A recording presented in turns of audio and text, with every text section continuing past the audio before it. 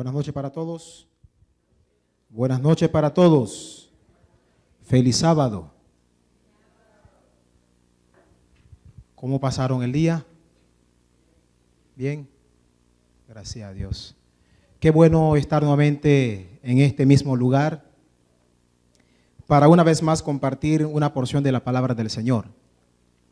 Quiero decirle que esta semana ha sido especial a pesar de lo complicado que ha resultado en algunos momentos, pero ha resultado especial porque ciertamente el dedicar tiempo para escuchar la palabra del Señor siempre trae consigo bendiciones. Amén. Pero lo más especial de esta semana es que siempre se ha mantenido un buen grupo. Aunque no ha sido el grupo que comenzó desde que comenzamos el día sábado en la noche. Sin embargo, siempre hemos tenido el privilegio de contar con un grupo, un gran número de hermanos y amigos que nos apoyan que nos han apoyado durante toda la semana. En esta semana hemos hablado ¿de qué hemos hablado? A ver si, ¿de qué hemos hablado? Ok, el título principal es compasión, ¿verdad? Compasión. Pero más o menos, ¿qué temas hemos hablado, hemos cubierto durante esta semana? Ajá. Comenzamos a hablando un poquito acerca del santuario, ¿se acuerdan? Acerca del santuario.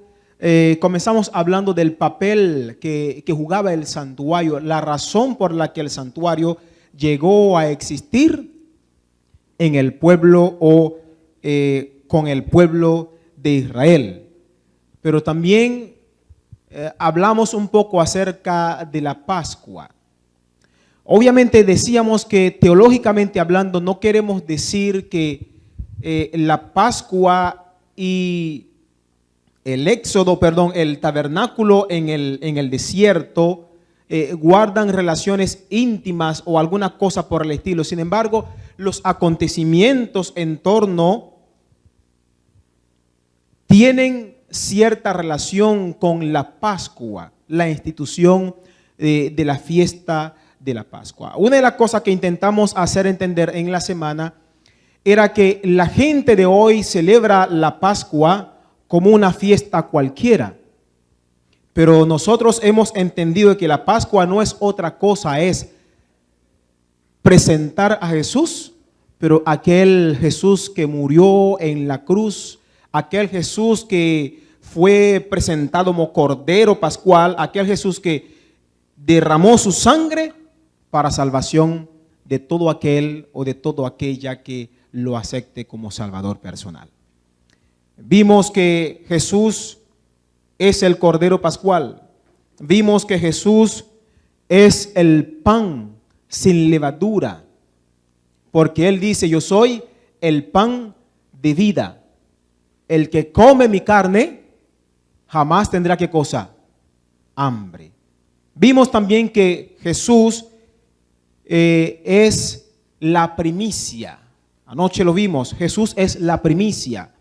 El primero de los muertos, el primero de los resucitados, el primero de la creación, el primero del Padre, el primero de muchos hermanos que somos nosotros. En otra palabra, en Jesús existe la preeminencia. En Jesús existe la preeminencia. Hoy vamos a hablar de algo que también guarda relación con la fiesta de la Pascua. Y para ello vamos al libro de Levítico, el capítulo 23. El libro de Levítico, el capítulo 23, cuando ustedes tienen tiempo o tengan tiempo, pueden leerlo completo. Porque en el capítulo 23 de ese libro, encontramos, diríamos, trazado el plan de redención o el plan de salvación, pero en ejecución. O sea, de lo que se había dicho a lo que debía hacerse, pero de manera prefigurada, porque todo era de manera simbólica. Ahora bien, el versículo 15 Versículo 15 dice: contaréis 7 semanas cumplidas desde el día que sigue al sábado, desde el día en que ofrecisteis la gavilla, la ofrenda mecida, hasta el día siguiente al 7º sábado, contaréis 50 días. Entonces ofreceréis el nuevo grano a Jehová. Ustedes saben que los números en la Biblia tienen significados, tienen cierto simbolismo. Por ejemplo, si yo pregunto a cualquiera qué es el número 7 o qué significa o qué representa el número 7, todos me dirán que la perfección. El número 12 para nosotros también es significativo porque Jesús tuvo 12 discípulos. ¿Cuántas tribus son? Son 12 tribus. Si yo preguntara por el número 40, ¿qué me dirían? Saben, proféticamente hablando, el número 40 no aparece con algún significado especial, pero yo acostumbro decir que el número 40 es especial en la Biblia. Alguien dijo en una oportunidad, el número 40 puede significar la redención o salvación para alguien, como también puede representar la perdición para alguien. Podríamos decirlo o ejemplificarlo. ¿Cuánto tiempo estuvo Noé, los animales y su familia en el arca? 40. 40 días que condenación eterna para aquellos que obviamente no se salvaron en el arca. Salvación para aquellos que estuvieron dentro del arca durante ese tiempo. Pero me voy un poquito atrás. No vayan a decir otra cosa que yo estoy inventando. No, tan solo estoy tratando de ver, hacer ver algunas cosas. Por ejemplo, ¿cuántos años predicó Noé? 120. ¿40 por cuánto? Por 3. ¿Cuánto tiempo estuvo el pueblo de Israel en el desierto? 40 años. Esos 40 años para muchos fueron una maldición. Porque recuerden que muchos, aquella generación que salió de Egipto pereció en el desierto. Diríamos también, ¿cuánto tiempo estuvo el paladín, hablando de Goliat, desafiando los escuadrones de Jehová? ¿Cuánto tiempo? 40 días. Después de los 40 días hubo una sentencia. Hubo salvación para el pueblo de Israel en cuanto a la victoria obtenida y hubo condenación para aquel hombre que maldijo al pueblo de Dios. Y pudiéramos seguir mencionando cuánto tiempo estuvo Jesús en el desierto ayunando. 40. En otra palabra, el número 40 es significativo. Quizás no con algo teológico o algo profético, pero sí es significativo. Ahora, ¿qué en cuanto al número 50? Dice allí que después de la semana de la fiesta de los panes, a partir del día siguiente, recuerden que la fiesta de los panes está entre 2 sábados, lo dijimos anoche, está entre 2 sábados. Comenzando hay Santa Convocación y terminando también hay Santa Convocación. Después de la última Santa Convocación,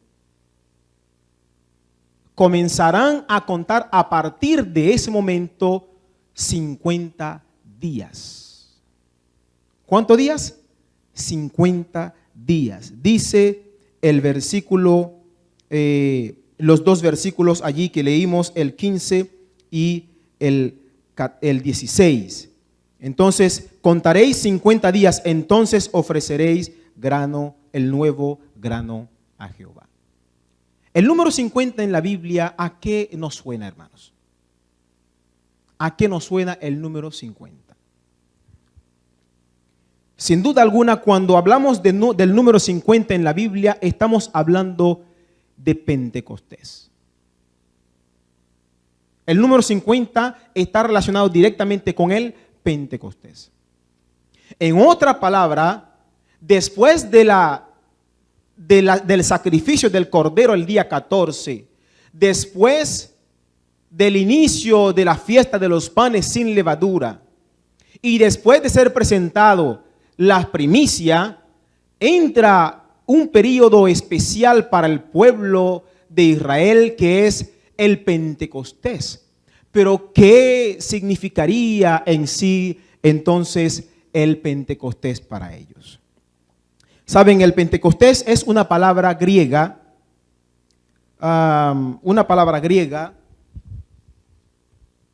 y se le dice quincuagésimo. Es una palabra griega, quincuagésimo. 50 días. 50 días en los que ellos debían realizar una celebración especial.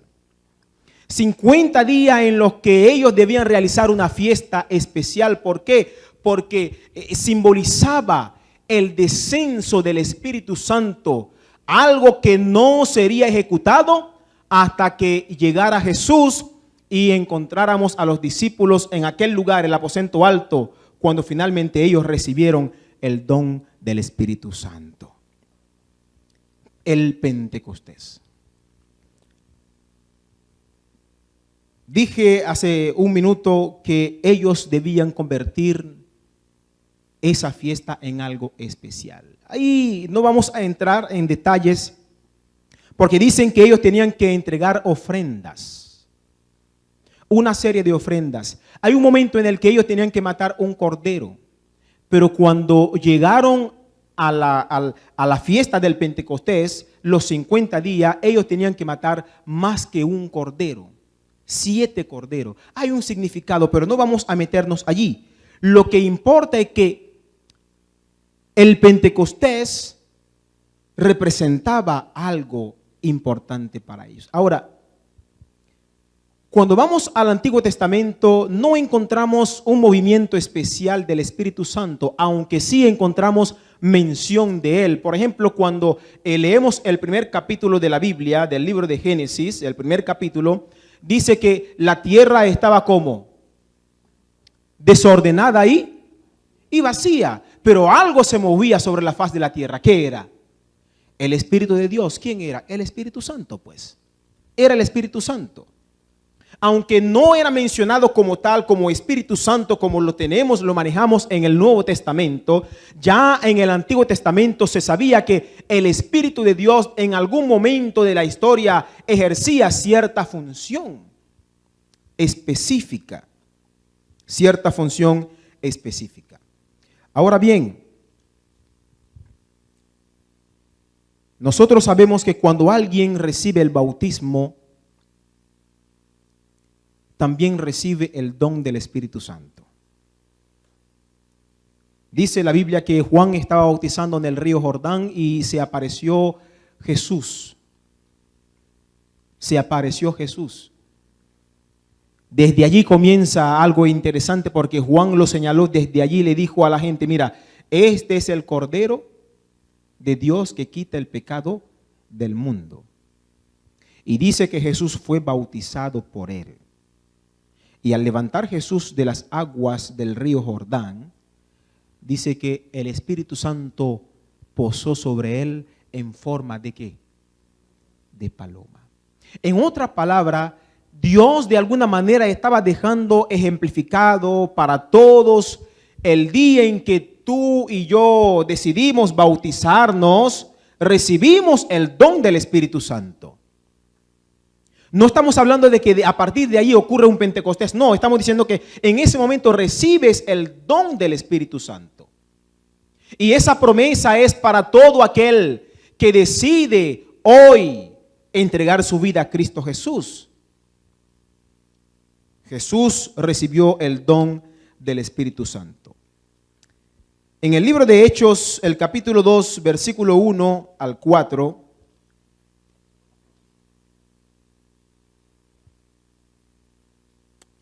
en el libro de Hechos, el capítulo 2, versículo 1 al 4, a ver, alguien que puede ayudarnos a leer estos 4 versículos, por favor. 2, versículo 1 al 4.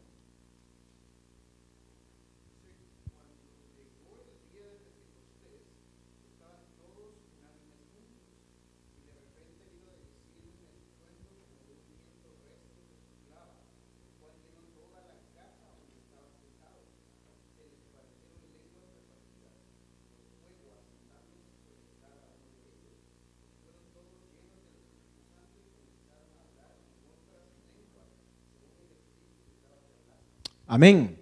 Ahora yo hago una pregunta. ¿Será que los discípulos cuando ellos fueron bautizados no recibieron el don del Espíritu Santo? ¿Será que ellos no recibieron el don del Espíritu Santo? Claro que sí, hermanos. No tengamos temor en decir que sí. En el momento en que ellos recibieron el bautismo, fueron llenos del Espíritu Santo. Pero yo en esta noche quiero decir algo que no quiero que incomode a nadie. Es que el Espíritu Santo no permanece para siempre en el ser humano, a menos que haya la disposición de obedecer en todo momento la voz del Espíritu Santo. El Espíritu Santo no está obligado a permanecer. ¿Cuál era la situación entre los discípulos, hermanos? ¿Cuál era la situación? ¿Cómo era el problema que estaba haciendo daño? Dice que ellos se vivían matándose entre sí. No había amor entre ellos. La lucha que había entre ellos era quién sería el mayor. Todavía estaban pensando, luchando por quién sería el mayor, quién estaría a la derecha, quién estaría a la izquierda, cuál sería mi función, será que yo voy a manejar el dinero. O sea, la lucha que había los distanciaba del propósito por el cual ellos habían recibido el don del Espíritu Santo, hermanos. Obviamente en esta noche no queremos decir que esta iglesia está pasando por el mismo momento. No puedo decir eso porque no conozco el trasfondo de las cosas que ocurren aquí.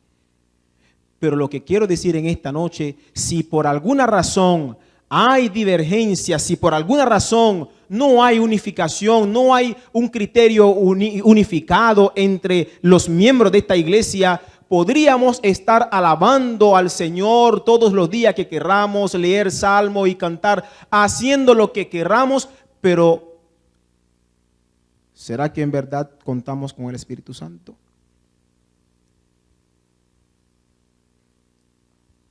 Ahora, dice que cuando ellos llegaron a unificar sus criterios, dice que ellos estaban como juntos y unánimes. Y de repente vino del cielo un estruendo como de un viento recio que soplaba, el cual llenó toda la casa. Obviamente ustedes han visto. Yo fui a una iglesia en una oportunidad, yo estaba colportando, tratando de ganarme los chavos, como dicen los puertorriqueños, hermanos. Uno aquí ha aprendido muchas cosas nuevas. Tratando de ganarme algo para ir a estudiar. Y algo nos dijo a nosotros, miren, métanse allí en una iglesia evangélica que estaba por ahí. Un domingo salimos a colportar. Salimos a vender una Biblia. Y entramos en la iglesia y de verdad con buen corazón, con buen deseo y buen espíritu, y entramos con ganas de ofrecer el libro de las plantas. Ustedes conocen el libro El poder medicinal de las plantas. Ustedes conocen el libro Secretos de la dicha conyugal, ¿verdad?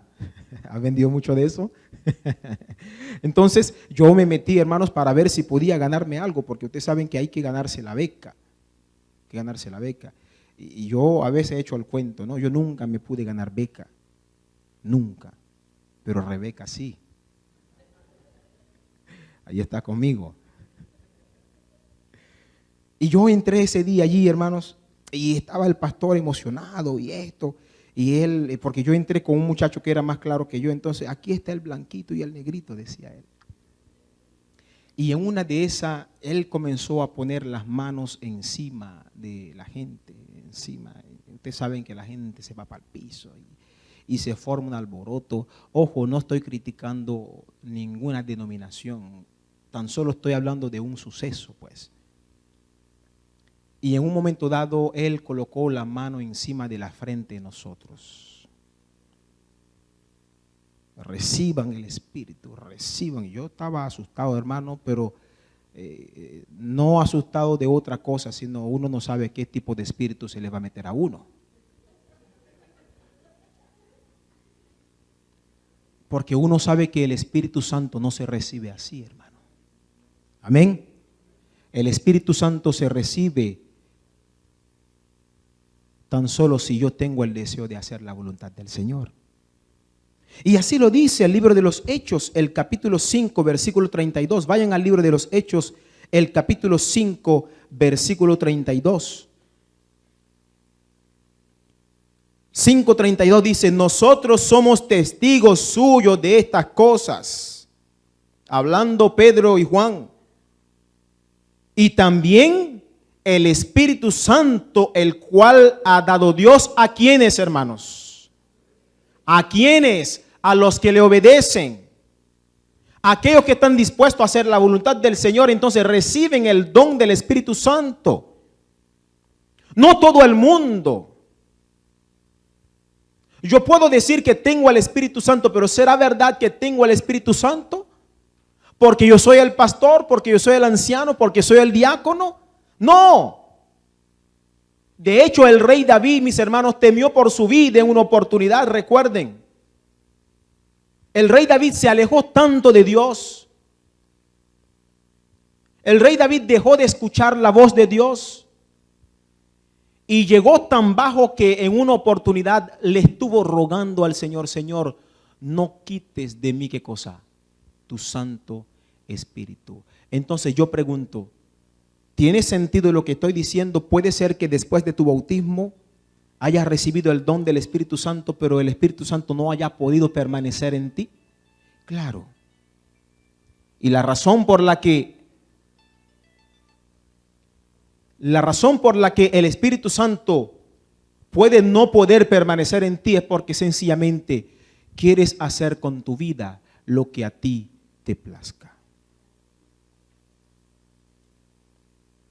Y en ese lote estamos muchos, hermanos.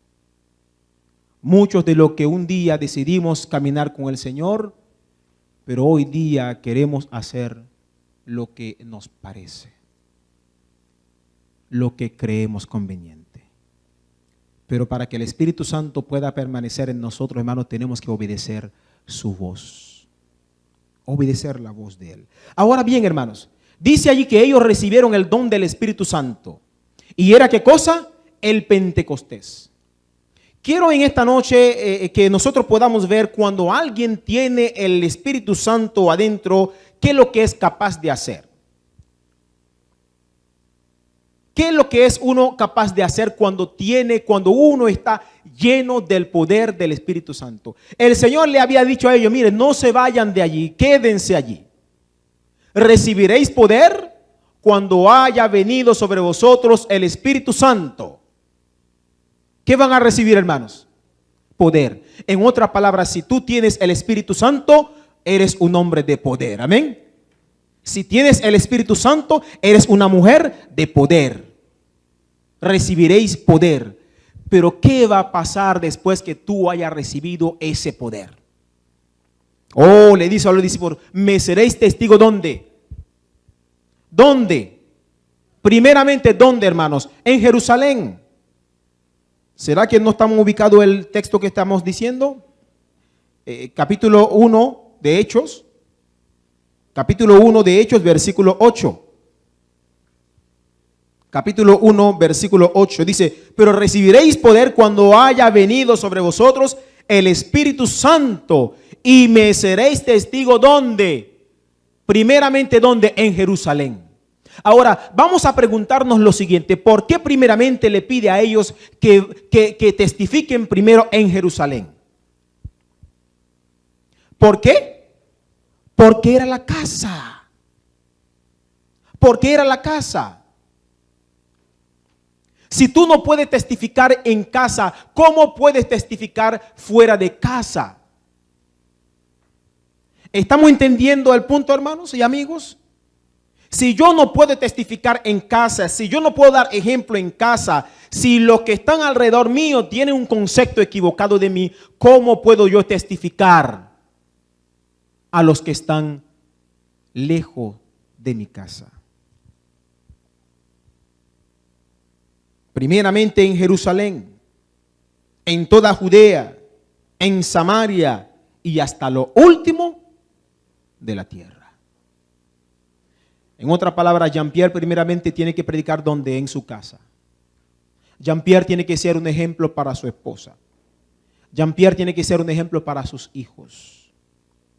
Después que ya haya hecho ese trabajo, haya sido ejemplo para ellos, los que están viviendo conmigo, los que están en casa, entonces ahora estoy listo para ir más allá de las fronteras mías, para dar a conocer del poder de Cristo Jesús. Amén. Ahora algunos dicen, mira, bueno, como yo no estoy en condición para hacerlo, entonces yo mejor me quedo tranquilo. Equivocado, hermano. Porque todo aquel que es bautizado en el nombre de Jesucristo recibe el don del Espíritu Santo. Y el que recibe el don del Espíritu Santo tiene el poder de Dios. El poder que da vida, el poder que transforma vida. Eso quiere decir que ya yo no puedo seguir siendo el mismo. Amén. Dice que ese día ocurrió un asunto impresionante porque habían personas de todo tipo de nacionalidad. Todo tipo de nacionalidad. Y esos hombres comenzaron a hablar. Y resulta que el mensaje le llegó a todos por igual. ¿No dicen amén, hermanos? A todos por igual. Yo no sé si ustedes se ponen a imaginar esto, pero saben, no hay cosa más linda como cuando uno llega a un lugar y el idioma que uno habla, uno tiene el privilegio de compartirlo. Yo aquí me siento bien porque yo estoy hablando español, aunque estoy en Estados Unidos. Pero yo recuerdo que en mis primeros años cuando llegué a Venezuela, eso fue terrible, hermanos. Fue terrible, una angustia, uno vivía angustiado. ¿Ah? Uno no quería ni caminar por la calle porque el venezolano tiene algo muy bueno, el venezolano es muy jovial. Allá le decimos salamero, así se dicen allá, o sea que una persona que aunque no te conozca te va a saludar. Y entonces como yo sabía que me iban a saludar, ya el corazón se me quería reventar, hermanos. Es difícil. Yo llegué a Miami hace unos meses atrás y no tenía teléfono para llamar, no tenía una tarjeta para llamar. Y yo miro y lo veo y yo lo que estoy viendo es puro gringo, no veía ninguna cara latina. Y no hablo inglés. Y me acordé que yo también hablo el creol, que es mi dialecto. Nací hablando eso. Y comencé a buscar a ver qué cara podía ver yo, que parecía haitiano o haitiana. Y saben, hermano, qué alegría tan grande. Mi amigo estaba esperándome en el aeropuerto. Él había dado varias vueltas y no había forma de ni comunicarse conmigo, ni yo con él. Hasta que conseguí, me puse por ahí cerca, escuché a uno hablando por teléfono y habla y oye, esto es creol lo que habla. Y me le acerqué y le saludé en creol y resulta que sí, mi problema se resolvió.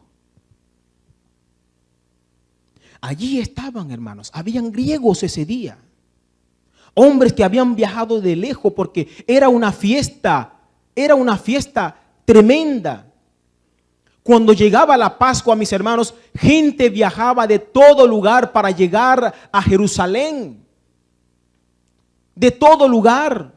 Porque ellos entendían que era un momento especial para celebrar. ¿Y a quién no le gusta la fiesta, hermanos? Aunque no entienda el significado, a todos les gusta la fiesta. Y ellos estaban allí y Dios quería que en ese momento especial recibieran algo importante, recibieran también parte de ese pan espiritual, que ellos recibieran, disfrutaran parte de lo que el cielo otorga, que es la salvación en Cristo Jesús. Y todos escucharon. ¿Saben? El que no tiene el Espíritu Santo le pasa exactamente lo que decíamos el sábado. Vive con miedo también. El que no tiene el Espíritu Santo vive con miedo. Y yo alabo al Señor porque yo pertenezco a una iglesia que tiene el Espíritu Santo. Porque el Señor dio su promesa, os conviene que yo me vaya, porque si yo me fuera, os enviaré ¿qué cosa? El Consolador. Os enviaré el Consolador. Pertenezco a una iglesia que tiene el Espíritu Santo. En otra palabra, pertenezco a una iglesia que avanza sin miedo, confiando en que finalmente alcanzará la Canaán celestial. Amén.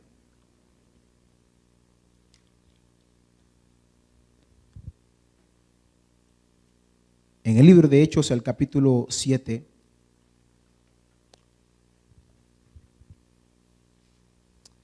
encontramos esa transformación, ese poder que otorga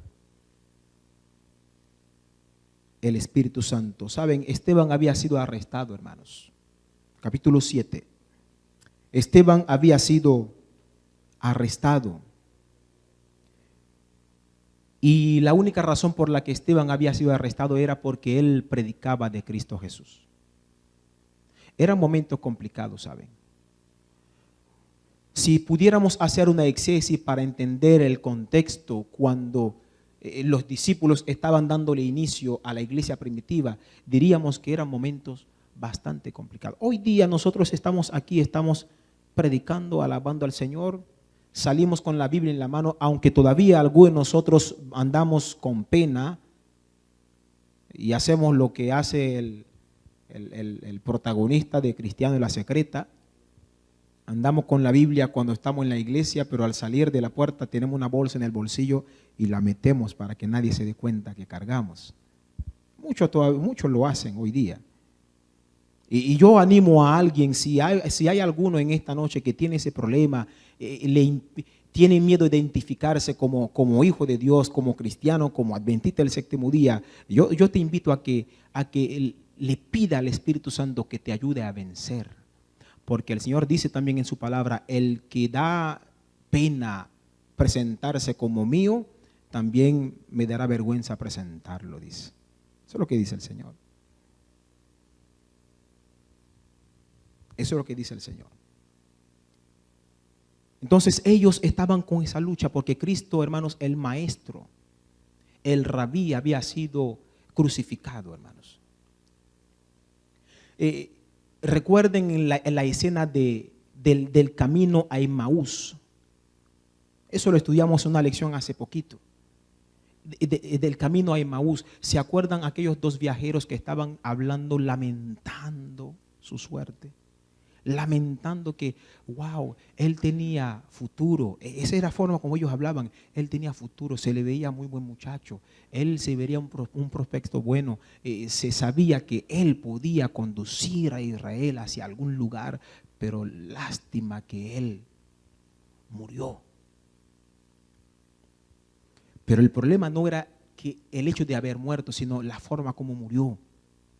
Muerte de cruz, un asunto terrible. Recuerdan que leímos también Filipenses capítulo 2, que decía, él se humilló a sí mismo en una muerte de cruz. O sea, era una humillación, porque los ladrones eran los que eran crucificados. Así que más allá de los problemas que había entre los discípulos, también estaba eso, hermanos. Estaba eso, pensando en que decir que somos de Cristo, pero mira cómo quedó, cómo terminó. Mira cómo terminó. Ustedes saben que cuando un gobernante sube al poder tiene mucha gente al lado. Ya cuando está en decadencia queda solo, o sea, no tiene nadie que lo respalde, pues. Y así estaba Jesús ya muerto, pero allá arriba en el cielo intercediendo, haciendo su labor por nosotros, pero abajo lo que había era una lucha tremenda porque nadie quería decir que yo soy de Cristo. Pero el Espíritu Santo debía descender sobre ellos en el Pentecostés y eso iba a dar una garantía de éxito, iba a dar una garantía de victoria. Y allí encontramos Esteban, uno de los 7 diáconos escogidos para trabajar en la iglesia, arrestado. La Biblia, no lo vamos a leer todo, la Biblia dice que Esteban le dio una cátedra, le dio una clase magistral, comenzando desde Moisés hasta Cristo. Y en el versículo 55, me gusta mucho el versículo 55. Hechos capítulo 7, vayan al libro de Hechos capítulo 7, versículo 55, dice: pero Esteban, lleno del Espíritu Santo, puesto los ojos en el cielo, vio la gloria de Dios y a Jesús que estaba a la diestra de Dios, y dijo, veo los cielos abiertos y al Hijo del Hombre que está a la diestra de Dios. Entonces ellos gritando se taparon los oídos y arremetieron a una contra él. Lo echaron fuera de la ciudad y lo apedrearon. Los testigos pusieron sus ropas a los pies de un joven llamado Saulo. Mientras lo apedreaban, Esteban oraba y decía: Señor Jesús, recibe mi espíritu. Y puesto de rodillas, clamó a gran voz: Señor, no les tomes en cuenta este pecado. Y habiendo dicho esto, durmió.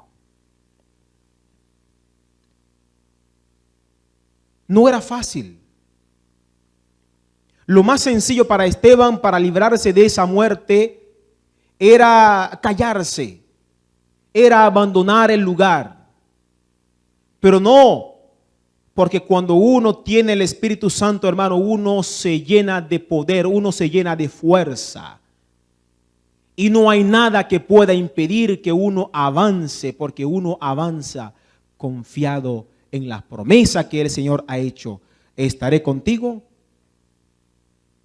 hasta el fin del mundo. Ahora vean que dice la Biblia que Esteban, y habiendo dicho esto, no dice que murió. Cuando estamos leyendo tenemos que ponerle cuidado, porque dice, habiendo dicho esto, no dice que murió, sino que dice que durmió. En otras palabras, estando Esteban en esta circunstancia bien adversa, garantizó su salvación en Cristo Jesús. El Pentecostés es parte de la Pascua. Es una fiesta especial, pero guarda relación directamente con el descenso del Espíritu Santo. Hay una promesa masiva de Espíritu Santo, pero es la lluvia tardía. Ya no será la lluvia temprana porque ya cayó sobre los apóstoles.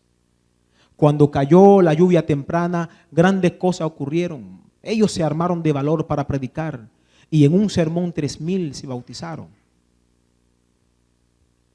Yo pregunto en esta noche, ¿qué pasará cuando llegue la lluvia tardía? ¿Qué será de esta iglesia cuando llegue la lluvia tardía? ¿Qué será de mí? ¿Qué será de ti cuando llegue la lluvia tardía? Ciertamente, aunque nosotros no estuvimos ese día en el Pentecostés, nosotros también recibimos de esa herencia, la herencia de aquel día. Recibimos el poder. Saben, hoy día hay muchos que tienen miedo de ir a predicar porque dicen que el lugar es peligroso. Algunos tienen miedo de ir a predicar porque dicen que si se dan cuenta de que soy adventista, quizás me botarán del trabajo. Oh, yo te animo a que tengas valor. Yo te animo a que, al igual como Esteban, el Espíritu Santo pueda llenarte y donde quiera que tú estés puedas testificar de Cristo Jesús. Él durmió, pero él durmió con la esperanza de que cuando venga Jesucristo, él se levantará. Saben, hermanos, nosotros necesitamos del Espíritu Santo. Porque el Espíritu Santo es quien convence de pecado. El único que puede decirme a mí lo malo que estoy haciendo, lo equivocado que estoy, es el Espíritu Santo. En otra palabra, yo debo crear el ambiente perfecto para que el Espíritu Santo esté siempre conmigo y sea derramado en todo momento sobre mí. Pero no solamente eso, sino que Él pueda permanecer en mí. No debería haber problema para que el Espíritu Santo permanezca en nosotros, porque nuestro cuerpo es el templo del Espíritu Santo. Amén. Es el templo del Espíritu Santo. Pero por allí el mismo Señor dice, no tenga temor o no tenga miedo a lo que entra, porque lo que contamina el cuerpo no es lo que entra, sino que lo que sale. Y yo te invito en esta noche a hacer un examen, a autoevaluarse. ¿Habría alguna razón para que el Espíritu Santo no pueda permanecer en mí? Piénselo en este momento. ¿Habría alguna razón para que no permanezca en mí? ¿Qué hay en mi vida que está impidiendo la permanencia del Espíritu Santo, esa manifestación poderosa del Espíritu Santo? Y si en tu vida no hay nada que pueda impedir la permanencia del Espíritu Santo, entonces, ¿qué está ocurriendo? Si estás lleno del Espíritu Santo, ¿qué está ocurriendo contigo? ¿Estás haciendo el trabajo en la casa? ¿Estás siendo testigo? ¿Estás siendo un ejemplo en la casa? Ahora vamos a Judea. En el trabajo, ¿eres un ejemplo en el trabajo? ¿Eres un hombre de confianza en el trabajo? ¿O eres parte del grupo del cual todo el mundo duda?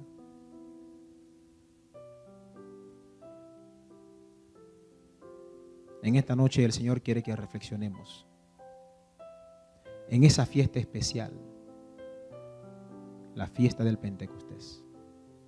Él quiere que nosotros reflexionemos en cuanto a la labor que el Espíritu Santo ha de realizar en la vida de cada uno presente.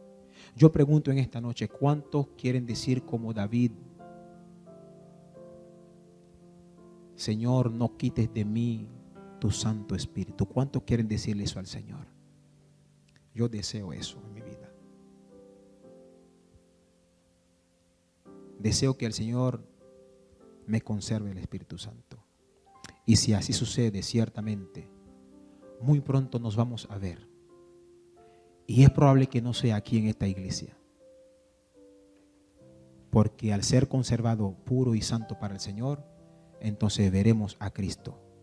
Estaremos en la Canaán celestial y gozaremos con Él por la eternidad.